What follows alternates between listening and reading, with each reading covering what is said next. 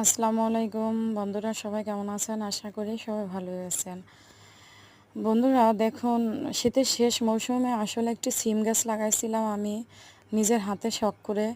আসলে দূরে থাকা হয়েছে, দেশ গ্রামে থাকা হয় না, ঢাকাতে রয়েছি অনেক বছর।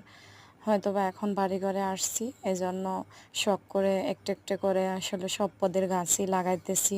আসলে ফলন হাতে কেমন হয় এবং কৃষি জিনিসটা আসলে আমার কাছে ভালো লাগে, এই জন্য। এই যে দেখুন, সিম গাছটা শীতের শেষ মৌসুমে লাগাইছিলাম, কিন্তু এখন দেখুন, এই যে এখন রমজান মাস, কিন্তু এই যে সিম ধরছে, নিচে 2-3 থোক ধরছে, তারপর উপরে ধরছে, ফুল ধরছে। আসলে শীত শেষ, এখন গরমে হয়তোবা বর্ষার মৌসুম পর্যন্ত আসলে এই সিম গাছ থেকে অনেক সিম খাওয়া যাবে আশা করি।